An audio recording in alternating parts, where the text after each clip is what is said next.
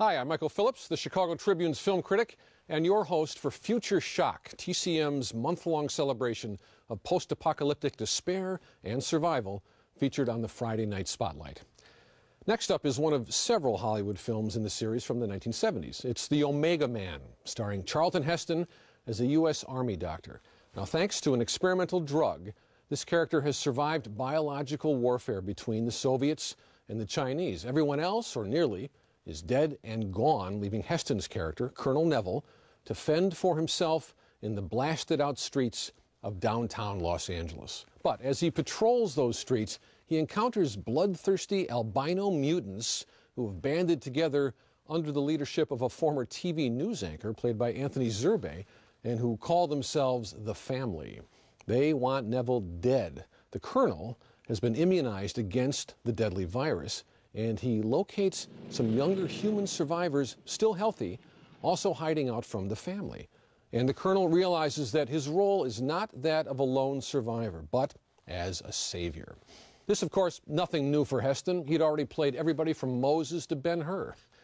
The Omega Man was directed by Boris Sagal, and for Heston, who'd recently scored with The Planet of the Apes and was about to make Soylent Green, this assignment was his latest, though not his last, in the dystopian science fiction genre. That genre sounds pretty hopeless, but as my 12-year-old son told me the other day, I think in relation to the Hunger Games, it's the post in that phrase, post-apocalyptic, that changes everything. It means there's hope after all. And with Charlton Heston around, you know the human race, well, it has a fighting chance. Here from 1971, set all the way in 1977, The Omega Man. The Omega Man was not the first movie adaptation of the 1954 Richard Matheson story, I Am Legend, and it wasn't the last. In 1964, Vincent Price starred in an Italian production called The Last Man on Earth, in which the hero's antagonists were mutant vampires, as they were in Matheson's original story. And then in 2007, Will Smith starred in I Am Legend, a huge popular success.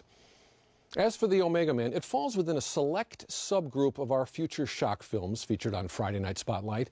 It's set in the near future, but because of when the film was made, it's a future that's already in the past. Another one like that in our series, Escape from New York, released in 1981, set in 1997.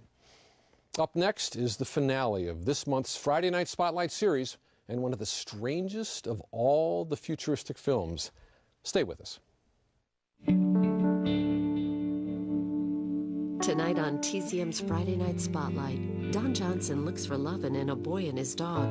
Then Sheriff James Garner tries to clear a canine of a killing, and they only kill their masters. And Jeanne Moreau and Brigitte Bardot make quite the team in Viva Maria.